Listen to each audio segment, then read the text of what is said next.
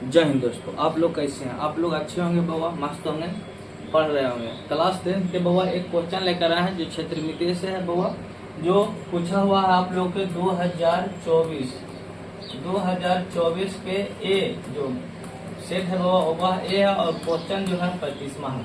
आप लोग देखिएगा, क्वेश्चन को समझिएगा, फिर उसके बाद बनाने का काम करेंगे।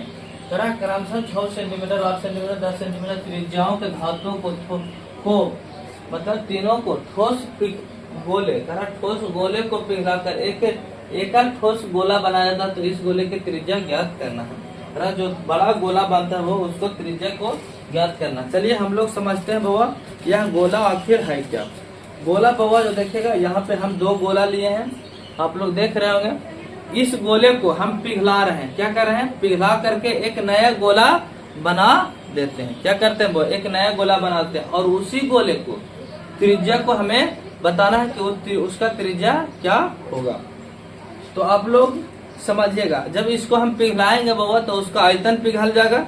आप लोग जानते हो, उसका आयतन पिघल करके एक बड़ा गोला, इतना को गोला बन जाएगा, और उस गोले का त्रिज्या जो होगा उसको हमें ज्ञात करना है, बड़े गोले के त्रिज्या को।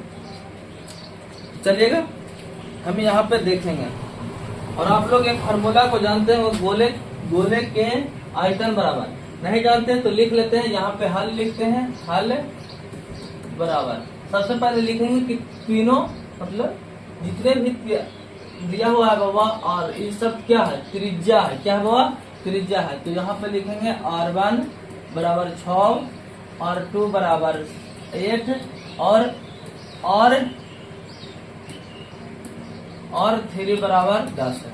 ये आप लोग तो यहाँ पे दिया हुआ है जो लिख लिए। अब चलेंगे हम गोले का आयतन बराबर, गोले के आयतन बराबर होता है 4/3 पाई गुने होता है, यहीं पे होता है R3। कितना होता है, R3 होता है।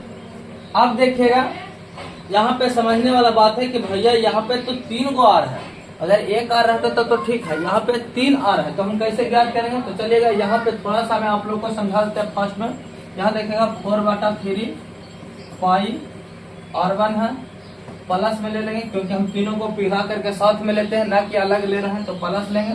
फिर लेते हैं 4/3, ये दूसरा होगा, पाई होगा, R2 होगा, क्या होगा वो, R2 होगा, प्लस में 4/3 पाई R3 होगा। अब देखेगा 4/3 पाई कॉमन है, तो हम 4/3 को और पाई को बाहर निकाल लेते हैं। बच जाएगा कौन सी, इधर बचेगा R1 plus R2 plus R3, ये सारा चीज बच जाएगा। तो हम यहाँ भी उसी करेंगे कि लिखेंगे तीनों को पिघलाकर, तीनों गोलों को पिघलाकर क्या लिखेंगे वो, तीनों गोलों को आयतनों का योग। यहाँ लिखेंगे तीनों गोले को, तीनों गोलों के आयतन का योग बराबर क्या होता है वो। तो हम लोग योग अगर करेंगे तो सारा को क्या हो जाएगा, थोड़ा सा बड़ा दे देते हैं ताकि हम लोग को दिखे।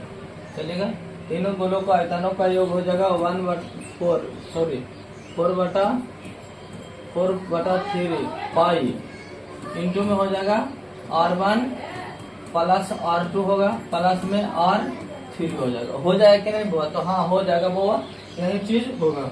लोग तक आवाज जा रहा है, तो हम लोग 4/3 है, तो 4/3 पाई को पाई रहने देते हैं। इधर चलेंगे तो यहाँ भी होगा Q होगा, क्या होगा, सब पर Q होगा, वहाँ भी Q, क्योंकि RQ होता है वो, तो RQ घेरा गए थे लिखने के लिए, लेकिन आप लोग लिखे 6 का Q प्लस हो जाएगा 8 का Q प्लस हो जाएगा 10 का Q, क्योंकि R1 R2 R3 दिया हुआ है, तो सबका Q करेंगे।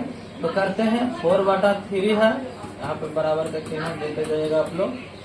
4/3 पाई इधर में हो जाएगा कितना, देखिएगा 212। जब इसको करेंगे तो 212 आएगा। Q होता है इसका 512 हो जाएगा, सोचेगा 216 होगा वो, इसका कितना होगा 216, और इसका 212 होगा, प्लस में हो जाएगा 1000, कितना होगा वो 1000 हो जाएगा। सबको हम ऐड कर देंगे क्योंकि जोड़ है, तो 4/3 पाई होगा इधर चलेंगे तो जोड़ेंगे तो इधर हो जाएगा कितना, जोड़िए तो एक बार 6 2 8 होगा, कितना होगा 6 2 8, 2 और 2 होगा, कितना होगा 1 और 2 5 2 7, बटा में और 1 होगा, मतलब इस सब को जोड़ लगा करके 1728 आएगा।